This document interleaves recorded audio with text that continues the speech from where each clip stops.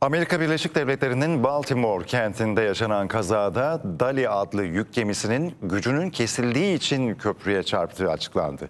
Kaza sonrası denize düşen 8 kişiden ikisi kurtarıldı, 6 kişi ise hala aranıyor.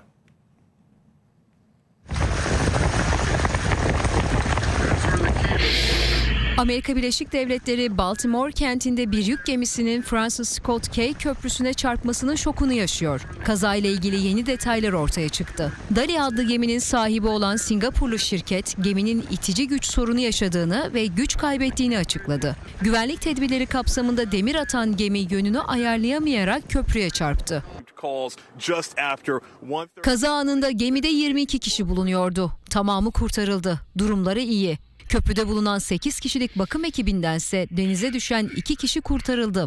6 kişi kayıp. Soğuk su nedeniyle hipotermi riski altındalar. Denize düşen otomobillerin ise boş olduğu tahmin ediliyor. Amerika Birleşik Devletleri Başkanı Joe Biden kazanın ardından kameralar karşısına geçti. Köprünün yeniden inşasının federal bütçeden karşılanacağı sözünü verdi. En yakın zamanda Baltimore'a gideceğini de belirtti. Saldırı senaryolarını ise reddetti. Her şey bunun felaket bir kaza olduğunu gösteriyor. Şu an için başka bir fikrimiz yok. Bunun kasıtlı bir çarpma olduğuna inanmamızı gerektiren bir neden bulunmuyor.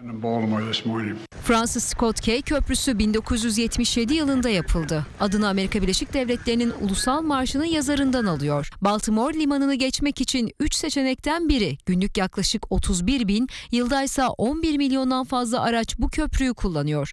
Kazanın ticareti ve tedarik zincirini aksatacağı düşünülüyor. Çünkü Baltimore limanı Amerika Birleşik Devletleri'nin araç sevkiyatında en yoğun noktası. Geçen yıl 750 binden fazla araç buradan gemilere yüklendi. Ayrıca kömür, tuz ve şeker taşımacılığının da kazadan etkilenmesi bekleniyor.